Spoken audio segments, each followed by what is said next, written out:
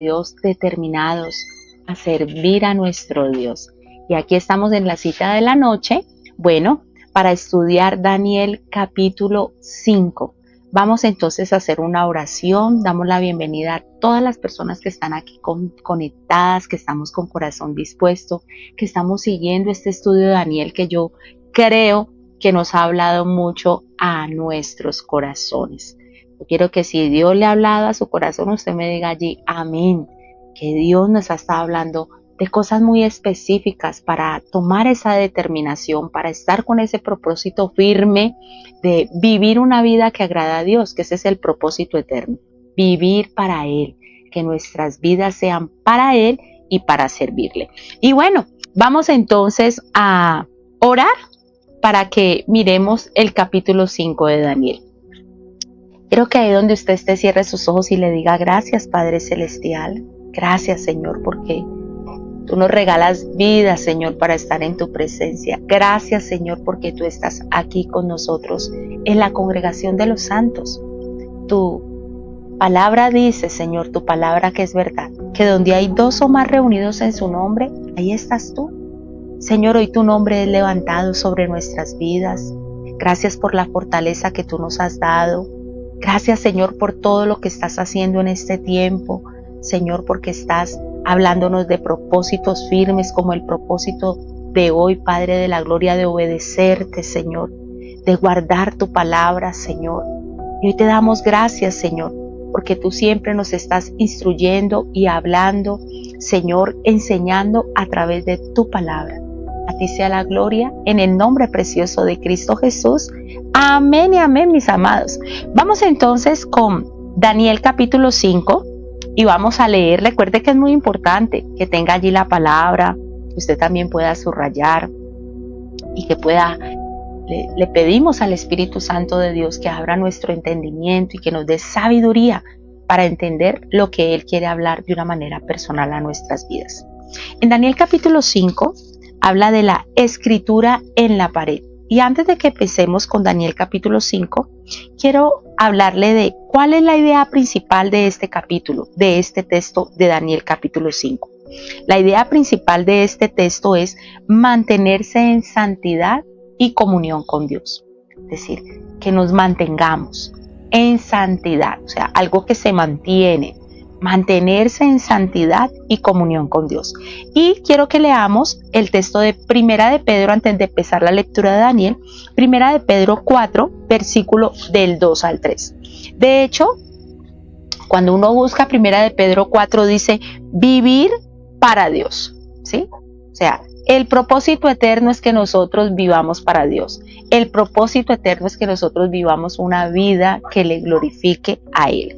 Entonces dice, en el versículo 2 de Primera de Pedro 4 dice, no pasarán el resto de la vida siguiendo sus propios deseos, sino que estarán ansiosos de hacer la voluntad de Dios. En el pasado han tenido más que suficiente de las cosas perversas que les gusta hacer a los que no tienen a Dios. Inmoralidad, pasiones sexuales, parrandas, borracheras, fiestas desenfrenadas y abominable adoración a ídolos.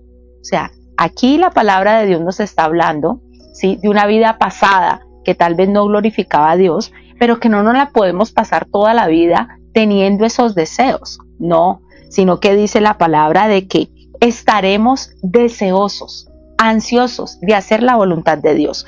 ¿Por qué? Porque nos debemos de mantener en santidad y comunión con Dios.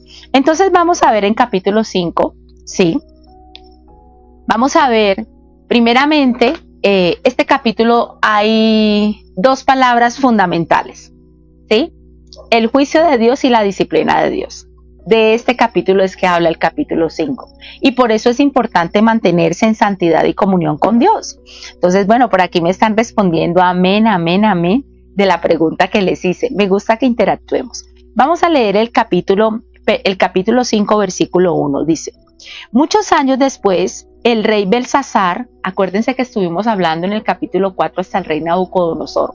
Más adelante les voy a hablar del rey Belsasar, o sea, el rey Belsasar era el nieto de el rey Nabucodonosor.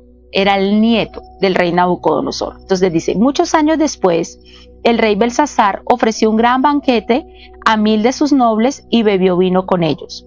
Mientras Belsasar bebía, mandó a traer las copas de oro y de plata que su antecesor, Nabucodonosor, había sacado del templo de Jerusalén. Quería beber en ellas con sus nobles, sus esposas y sus concubinas. Así que trajeron las copas de oro sacadas del templo, o sea, de la casa de Dios en Jerusalén, y el rey y sus nobles, sus esposas y sus concubinas bebieron en ellas. Mientras bebían en las copas, rindieron culto a sus ídolos de oro, plata, bronce, hierro, madera y piedra. O sea, vamos a ver cuáles fueron los excesos que tuvo el rey Belsasar, por lo cual vino el juicio de Dios. ¿Sí? Entonces, lo primero, sacrilegio. ¿Qué es el sacrilegio? La violación, la profanación o el trato indigno de personas, lugares o cosas consagradas a Dios. Estamos hablando de los vasos de la casa de Dios, del templo de la casa de Dios, ¿sí? Esos vasos que está hablando aquí, copas de oro sacadas del templo y que eran para un uso, habían sido consagrados, eran para un uso específico en el templo de Dios. Entonces el sacrilegio es cuando hay una violación, profanación o trato indigno de personas, lugares o cosas consagradas a Dios. Es lo que comúnmente llamamos cuando somos irreverentes hacia lo sagrado, ¿sí? El rey Belsasar, bajo los efectos del alcohol, ¿sí?, profanó los vasos sagrados del Dios Altísimo. Le faltó el respeto a Dios, a ese Dios que se le había manifestado a su abuelo, el rey Nabucodonosor, ¿sí? Así que beber en esos vasos, sus nobles, en medio de una borrachera, en medio de una fiesta, pues eso fue un sacrilegio, una ofensa a Dios. Imagínense que cuenta la historia que ni siquiera, o sea, Nabucodonosor los tomó, pero ni siquiera se atrevió a tocarlos, para que ahora venga el nieto y se atreva a beber en ellos. Entonces, el primer exceso del rey Belsasar por el cual vino el juicio de Dios fue sacrilegio. Segundo, la idolatría.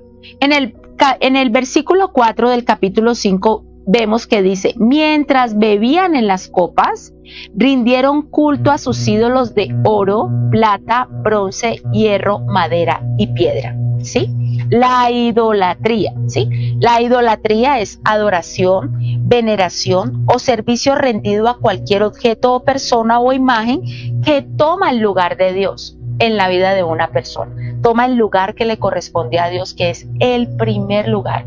Recuerden que el propósito firme que tenemos, el primer propósito con el que da inicio a estar firmes, a estar determinados, es a amar a Dios por sobre todas las cosas. Si tenemos ese propósito firme de amar a Dios por sobre todas las cosas, pues no vamos a permitir que ningún objeto, ninguna cosa, ninguna persona tome el lugar que le corresponde a Dios. Así que Belsasar menospreció al Dios que su abuelo había proclamado como el único Dios verdadero y decidió adorar a dioses falsos. Y por último, el exceso que tuvo también el rey Belsasar, sobre el cual por eso vino el juicio de Dios, fue la soberbia. Y para eso vamos a seguir leyendo los versículos hasta el versículo 23 para que lo entendamos. Entonces dice el versículo 5: de pronto vieron los dedos de una mano humana. ¿Usted se imagina cómo fue eso en medio? Yo me imagino que dijeron, bueno, en medio de esta borrachera, ¿esto es real o es que estamos viendo visiones? Dice: de pronto vieron los dedos de una mano humana que escribía sobre la pared blanqueada del palacio del rey cerca del candelabro. El propio rey vio la mano mientras escribía y el rostro se le puso pálido del susto. Le temblaron las rodillas a causa del miedo y se le aflojaron las piernas. Y el rey llamó a gritos que trajeran a los brujos, a los astrólogos, a los adivinos, para que se presentaran ante él. Les dijo a esos sabios babilónicos: el que pueda leer esta escritura y explicarme lo que significa, será vestido con mantos púrpuras propios de la realeza y se le pondrá una cadena de oro alrededor del cuello. Será el tercero en importancia en el reino. Es decir, que iba a tener privilegios. Entonces entraron todos los sabios del rey, pero ninguno pudo leer lo que estaba escrito ni decirle al rey lo que significaba. Así que el rey se asustó aún más y se puso pálido. Sus nobles también estaban perturbados. Cuando la reina madre oyó lo que estaba pasando, se dirigió apresuradamente a la sala del banquete y le dijo a Belsasar: ¡Que viva el rey! No se ponga tan pálido ni tenga miedo. Hay un hombre en su reino en quien vive el espíritu de los dioses santos, y durante el reinado de Nabucodonosor, este hombre demostró percepción, entendimiento y sabiduría como la tienen los dioses. El rey que precedió a usted, o sea, su antecesor, el rey Nabucodonosor, lo nombró jefe de todos los magos, los brujos, los astrólogos y los adivinos de Babilonia. Este hombre Daniel, a quien el rey le dio por nombre Belsasar, tiene un intelecto excepcional y rebosa de conocimiento y entendimiento divino. Puede interpretar sueños, explicar acertijos, resolver problemas difíciles. Mande a llamar a Daniel y él le dirá el significado de lo que está escrito en la pared. O sea, Daniel con ese don divino, lo que Dios le había entregado a Daniel. Daniel explica la escritura, versículo 13. Entonces trajeron a Daniel delante del rey y el rey le preguntó: ¿Eres tú ese Daniel, uno de los cautivos traídos de Judá por mi antecesor, el rey Nabucodonosor? He oído que el espíritu de los dioses vive en ti y que tienes mucha percepción, entendimiento y sabiduría. Mis sabios y brujos han intentado leer las palabras escritas en la pared y explicarme su significado, pero no pueden. Me dicen que tú puedes dar interpretaciones y resolver problemas difíciles. Si eres capaz de leer estas palabras y explicarme el significado, te haré vestir con mantos púrpuras propios de la realeza, recibirás una cadena de oro en el cuello y serás el tercero en importancia en el reino. Daniel respondió al rey: Su majestad, guarde sus regalos o déselos a otra persona. Igual le diré el significado de lo que está escrito en la pared. El Dios Altísimo le dio soberanía, majestad, gloria y honor a su antecesor Nabucodonosor. Lo hizo tan poderoso que gente de toda raza, nación y lengua temblaba de temor ante él. El rey mataba a quienes quería matar y perdonaba a quienes quería perdonar. Honraba a quienes quería honrar y humillaba a quienes quería humillar. Sin embargo, cuando su corazón y su mente se llenaron de arrogancia, le fue quitado el trono real y se le despojó de su gloria. Fue expulsado de la sociedad humana, se le dio la mente de un animal salvaje y vivió entre los burros salvajes, comió pasto como el ganado y lo mojó el rocío del cielo, hasta que reconoció que el Dios Altísimo gobierna los reinos del mundo y designa a quien Él quiere para que los gobierne. Eso fue lo que vimos el día de ayer. Pero el versículo 22 dice, y aquí es donde está la soberbia del rey Belsasar. Oh Belsasar, usted es el sucesor del rey. Usted sabía todo esto. O sea, él no era indiferente. Dice, usted sabía todo esto, pero aún así no se ha humillado. Todo lo contrario, usted desafió con soberbia al Señor del cielo y mandó traer ante usted estas copas que pertenecían al templo. Usted, sus nobles, sus esposas y sus concubinas estuvieron bebiendo vino en estas copas mientras rendían culto a dioses de plata, oro, bronce, hierro, madera y piedra. Dioses que no pueden ver ni oír, ni saben absolutamente nada. Pero usted no honró al Dios que le da el aliento de vida y controla su destino. Así que Dios envió esa mano para escribir el mensaje. O sea, aquí está claro que el rey Belsasar, sabiendo lo que ya le había pasado a su abuelo, no tuvo temor de Dios. No se humilló, dice allí. No honró al Dios que da el aliento de vida y controla su destino. ¿Qué es la soberbia? El orgullo excesivo, una arrogancia que ignora o rechaza a Dios. ¿Cuál es el antídoto para la soberbia? El antídoto para la soberbia es la humildad, ¿sí? La humildad, que es reconocer esa necesidad de Dios, esa dependencia de Dios. Y esa dependencia de Dios, el reconocer eso, también se ve traducido en un servicio a los demás, en entregar nuestra vida para servir a Dios, pero también para servir a los demás. Entonces viene el juicio de Dios. Y ahí quiero que entendamos, ya vimos cuáles fueron los excesos del rey Belsasar, ¿sí? Primero, sacrilegio, idolatría. Segundo, y tercero, soberbia. Pero vamos a ver el juicio de Dios. Dios es un Dios bueno, Dios es un Dios de amor, pero Dios también es un Dios justo. Él no es un Dios castigador, no, Él es un Dios justo, o sea, es un Dios de justicia. Él es amor y por eso entregó a su único Hijo Jesucristo para que todo aquel que en Él crea no se pierda, sino que tenga vida eterna. Como dice Juan 3:16, de tal manera amó Dios al mundo que entregó a su único Hijo para que todo aquel que en Él crea no se pierda, sino que tenga vida eterna. Así que Dios es grande en amor y misericordia, tardo para la ira, pero es un Dios justo. Por eso, como es un Dios justo, Él no puede pasar por alto la maldad. Belsasar era un hombre cruel, un hombre lleno de maldad, por eso tenía esos excesos, ¿sí? Porque no honraba a Dios, no tenía temor de Dios. Entonces, por eso, como Dios es un Dios justo, Dios hace juicio divino y castiga la maldad. Y a sus hijos, sí, los disciplina. O sea, al malo, al perverso, Dios tiene que aplicar el juicio divino. Ahora, tenemos que entender que aunque la justicia de Dios exige castigo y por eso por amor dio a su Hijo Jesucristo, por eso dice la palabra en Isaías 53, el castigo de nuestra paz fue sobre Él, para nosotros poder ser reconciliados y estar en paz con Dios. Llevó sobre sí nuestros pecados y ese castigo que nosotros nos merecíamos lo llevó Cristo. Pero la justicia de Dios exige castigo, pero esta se manifiesta en el marco de su amor, ofreciendo oportunidades para el arrepentimiento. Miremos lo que dice la palabra en el Salmo 7, 11, 12, ¿sí? El tercer punto es la soberbia, que está en Daniel 5, 22, 23. Salmo 7, del 11 al 12, mire lo que dice. Dios es juez justo y Dios está airado contra el impío todos los días. Si no se arrepiente, Él afilará su espada. Armado tiene ya su arco y lo ha preparado. Es decir, Dios, la justicia de Dios exige castigo. El pecado tiene que ser castigado. La maldad tiene que ser castigada, ¿sí?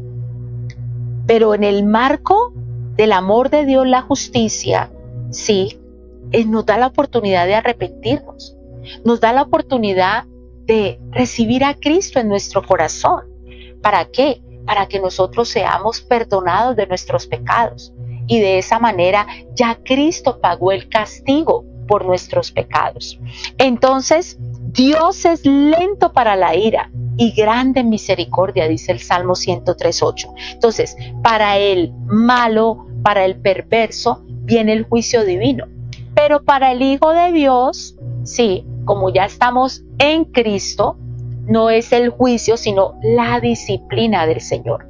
Y esto se aplica en Hebreos 12, del 1 al 8, que quiero que lo leamos, que ya lo tengo por acá separadito. Hebreos 12, del 1 al 8. Quiero que lo leamos para que dice, la disciplina de Dios demuestra su amor. O sea, si Dios es un padre y nosotros somos sus hijos, pues si estamos en un camino equivocado, ¿qué hace Dios? Pues nos disciplina. Entonces dice, por lo tanto, ya que estamos rodeados por una enorme multitud de testigos de la vida de fe, quitémonos todo peso que nos impida correr, especialmente el pecado que tan fácilmente nos hace tropezar. Creo que este texto también se habló el sábado en la Alborada, Javier y Rubielita, y dice, corramos con perseverancia la carrera que Dios nos ha puesto por delante. Esto lo hacemos al fijar la mirada en Jesús, el campeón que inicia y perfecciona nuestra fe. Debido al gozo que le esperaba, Jesús soportó la cruz, sin importarle la vergüenza que ésta representaba. Ahora está sentado en el lugar de honor junto al trono de Dios. Piensen en toda la hostilidad que soportó por parte de pecadores. Así no se cansarán ni se darán por vencidos. Después de todo, ustedes aún no han dado su vida en la lucha contra el pecado, porque el que dio la vida fue Jesucristo, el Hijo de Dios. Entonces dice el versículo 5, ¿acaso olvidarán las palabras de aliento con que Dios les habló a ustedes como a hijos? Él dijo, hijo mío, no tomes a la ligera la disciplina del Señor. Escuchemos muy bien, mis amados. Dice, no tomemos a la ligera la disciplina del Señor. No te des por vencido cuando te corrigen, pues el Señor disciplina a los que ama y castiga a todo aquel que recibe por hijo. Al soportar esta disciplina divina, recuerden que Dios los trata como a sus propios hijos. Y viene una pregunta y dice, ¿acaso alguien oyó hablar de un hijo que nunca fue disciplinado por su padre? Si Dios no los disciplina a ustedes como lo hace con todos sus hijos, quiere decir que ustedes no son verdaderamente sus hijos, sino que son ilegítimos. Entonces, la disciplina del Señor, la corrección del Señor es necesaria. Justamente recuerdo ahora un texto que habla que la disciplina del Señor, aunque en el momento no produce alegría, es tristeza, luego viene para salvación. ¿Por qué? Porque va a venir un arrepentimiento, ¿sí? Una corrección de parte de Dios. Entonces vamos a ver de que la disciplina, mis amados, es necesaria. Nosotros si decimos y oramos, y cuando los discípulos dijeron, enséñanos a orar, y dijeron, Padre nuestro que estás en el cielo. Si la palabra de Dios dice en Juan 1:12 que a los que creyeron en Jesucristo, que a los que le recibieron les ha dado el derecho de ser hijos de Dios, pues somos sus hijos. Si somos verdaderamente sus hijos y si estamos haciendo algo incorrecto, algo que no es agradable, ¿qué va a hacer Dios? Nos va a corregir, ¿sí? Entonces vamos a ver y vamos a considerar sobre la disciplina del Señor, ¿sí? Sobre la disciplina de Dios. Recordemos, ¿sí? ¿Cuál es la idea principal del texto? Mantenernos en santidad y comunión con Dios. Pero vamos a ver cuáles son las consideraciones sobre la disciplina de Dios. Primero, viene precedida por un largo periodo de amonestación. Es decir, Dios nos amonesta. ¿Qué es amonestar? Advertir, corregir, instruir, ¿sí? Ahora en los textos que leímos del versículo 18 al 22, nos damos cuenta que el rey Belsasar había escuchado hablar de Daniel, había escuchado hablar de lo que le había pasado a su abuelo Nabucodonosor y cómo él había perdido su mente hasta que reconoció al Dios Altísimo como aquel que gobierna todos los reinos del mundo y designa a quien él quiere para que los gobierne, ¿sí? De cómo el proceso de humillación de su abuelo él había escuchado, pero luego Daniel le dice, tú sabías todo esto, pero aún así tú no te has humillado, ¿sí? Mire, yo recuerdo en una oportunidad, y voy a buscar el texto que está, recuerdo en una oportunidad donde a veces no solamente nosotros aprendemos por lo que vivimos, o sea, muchos aprendizajes son de la experiencia que nosotros pues tenemos, pero hay otros aprendizajes que son, por ejemplo, o sea, que vemos algo, estamos viendo el ejemplo de algo que le pasa a una persona y el Señor está diciendo, mira, esto es un ejemplo para que tú no lo hagas, porque así como hay un buen ejemplo que es digno de imitar, pues hay malos ejemplos que no debemos de seguir. Entonces dice la palabra en 1 Corintios 10, que fue una palabra que me dio en algún momento el Señor, ¿sí? En un momento, y me quedó claro, ¿sí? Dice, en el versículo 11, él empieza a hablar de todas y de hecho dice amonestaciones contra la idolatría. Estamos hablando de amonestar, cuando el Señor nos advierte, cuando el Señor nos instruye, nos está amonestando, no es, ojo, mira, advertencia, ¿cierto? Entonces dice, está hablando de todo lo que pasó por ejemplo, dice, todas estas cosas sucedieron, versículo 6, para que no codiciemos cosas malas como ellos codiciaron, ¿sí? Y luego el versículo 11 dice, y estas cosas les acontecieron como ejemplo, y están escritas para amonestarnos a nosotros, a quienes han alcanzado los fines de los siglos. Así que el que piensa estar firme, mire que no caiga. O sea, nosotros podemos aprender de la experiencia, de los tropezones, pero también podemos ser advertidos del ejemplo que vemos en otro para decir, esto no lo puedo hacer, ¿cierto? Entonces, la disciplina de Dios viene precedida por un largo periodo de amonestación. O sea, cuando Dios nos está advirtiendo, nos está mostrando, pero a veces nosotros no nos queremos humillar, no queremos prestar atención, estamos como sordos, nos hacemos los locos, y entonces esa amonestación son advertencias de Dios. Segundo, la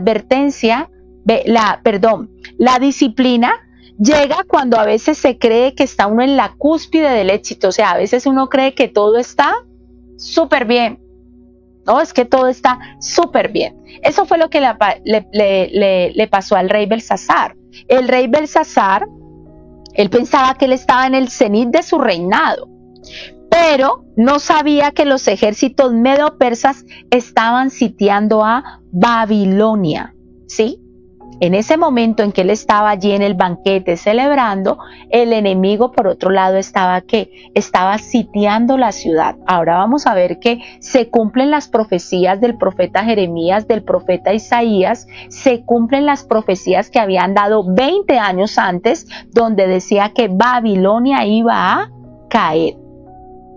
Ya lo dije. Entonces vamos a ver el juicio de Dios. O sea, ya vimos que la disciplina de Dios sí viene precedida por amonestación, que amonestar es advertir, corregir, instruir, y también vimos que muchas veces viene cuando nosotros pensamos que todo está bien y resulta que no todo está bien. El rey Belsasar pensaba que todo estaba bien, pero resulta que por allá ya el enemigo estaba actuando, ¿sí? Entonces vamos a seguir leyendo versículo 24 hasta ya el final, que es el versículo 31 para terminar. Dice la palabra del Señor, versículo 24. Así que Dios envió esa mano para escribir el mensaje. Este es el mensaje que se escribió: Mene, Mene, Tekel y Parsim. Y el significado de las palabras es el siguiente. Mene significa contado. Dios ha contado los días de su reinado y le ha puesto fin. Más claro, pues ahí está claro lo que Dios le quería decir, el mensaje que le estaba dando al rey Belsasar, que su reino iba a ser quitado, ¿sí? Le había puesto fin a su reinado. Tekel significa pesado. Usted ha sido pesado en la balanza y no dio la medida, ¿sí? O sea, no dio la medida. Fue pesado en la balanza, pero no dio la medida. Con eso tenemos Proverbio 16:2, porque quiero que miremos este proverbio de 16:2, Proverbios 16:2 que está aquí. Dice, todos los caminos del hombre son limpios en su propia opinión, pero Jehová es que pesa los espíritus. O sea, a veces uno puede pensar que está haciendo las cosas bien, pero no las está haciendo bien. Y por eso en el versículo 3 dice, encomienda a Jehová tus obras y tus pensamientos serán afirmados. Entonces, luego le dice, Parsim significa dividido su reino. Ha sido dividido y dado a los medos y a los persas, ¿sí? En la Reina Valera dice, tu reino ha sido roto, o sea, fue quitado, fue finiquitado, ha sido dividido. Dice entonces el versículo 29, entonces por orden del rey Belsasar, vistieron a Daniel con mantos púrpuras, le pusieron una cadena de oro en el cuello y lo proclamaron el tercero en importancia en el reino. O sea, Daniel le dio toda la interpretación de las palabras que habían sido de esa escritura que había sido hecha en la pared, y pues él le recompensó. Pero mira lo que dice el versículo 30. Esa misma noche mataron a Belsasar, rey de Babilonia, y Darío el Medo se apoderó del reino a los 62 años de edad. Entonces, ¿qué pasó? Al oír la interpretación, ¿sí?, del profeta Daniel, el rey Belsasar, ¿sí?, le da recompensas. Pero esa misma noche la ciudad de Babilonia cae. ¿Por qué cae? Porque los medopersas habían cambiado el curso del río Éufrates. Esa ciudad era muy próspera porque pasaba un río por toda la ciudad, ¿sí? Y a pesar de que los medopersas habían intentado, o sea, la seguridad de Babilonia era muy buena y también habían intentado sitiarla, o sea, encerrarla, nada entra, usted sabe, un sitio es nada entra, nada sale, pero como tenían un río en su ciudad, o sea, no sufrían a la hora del sitio. Entonces, ¿qué hacen los enemigos? Desvían el curso del río Éufrates. Al desviar el curso del río Éufrates, todo ese canal, ¿sí?, quedó como un túnel para que todos los enemigos pudieran entrar a Babilonia. Mataron al rey Belsasar cuando su padre, por aquí tengo el nombre, cuando su padre, Nabonidas se llamaba el padre del rey Belsasar, que estaba en otra ciudad cercana, escucha las noticias, quiere venir a arremeter contra el ejército medio persa para rescatar a su hijo, fue derrotado en batalla y vino a ser prisionero. Y de esa manera se cumplieron las profecías del profeta Jeremías y de Isaías, porque cielo y tierra pasarán, pero su palabra no pasará. Esta mañana con la palabra hablábamos también de Gálatas 6, o sea, Dios no puede ser burlado. Todo lo que el hombre siembra, eso cosecha. Entonces, ¿qué necesitamos para mantenernos en santidad y comunión con Dios? Un arrepentimiento genuino. No pasar por alto, mis amados. O sea, esto es algo continuo. El arrepentimiento, el estar diciéndole al Señor, bueno, Señor, examina mi corazón. Padre Celestial, como dice este proverbio, hay caminos que al hombre le parecen limpios en su propia opinión, pero Jehová es el que pesa. Bueno, Señor, esto te parece que es, o sea, dependencia de Dios, ¿sí? Nosotros no podemos vivir una vida apartada de Dios. Eso me habla de tener comunión con Dios, ¿sí? Eso me va a llevar a ¿qué? A ser una persona que honra a Dios, que reverencia a Dios, que no toma a la ligera las cosas de Dios, lo sagrado, lo santo, porque nuestro Dios es santo. Por eso dice, sed santos, porque nuestro Dios es un Dios santo, ¿sí? Apartado para Dios, o sea, reverenciar, no ser irreverentes. Nosotros no podemos ser irreverentes con las autoridades espirituales. Nosotros no podemos ser irreverentes con la casa de Dios. Nosotros no podemos tomar a la ligera el servicio a Dios. No, necesitamos mantenernos en santidad y en comunión con Dios, bajo la guía y el poder del Espíritu Santo. Entonces, de esa manera vamos a estar libres de la disciplina del Señor. Vamos a estar caminando guiados por Dios. Bueno, habrá momentos donde Dios nos tendrá que disciplinar, como decimos nosotros, el pao, como la historia, y ya con esto damos paso a la oración final. Esa historia preciosa que nos habla del pastor cuando la ovejita se quiere ir por caminos que no debe de irse, y el pastor dice que con su cayado, que tiene como una curva así, sí, la vara que tiene como una curva así, la coge, ¿no? Y la trae para enseñarle que no debe de ir por ese camino. Pero esta ovejita es como a veces terca, es como necia, y coge otra vez ese camino, la trae. Pero llega un momento en que si la ovejita se pone demasiado terca y demasiado obstinada, ¿qué hace el mismo pastor? Le coge la patica y se la dice que le coge la patica y se la quiebra, y la coge y la lleva aquí sobre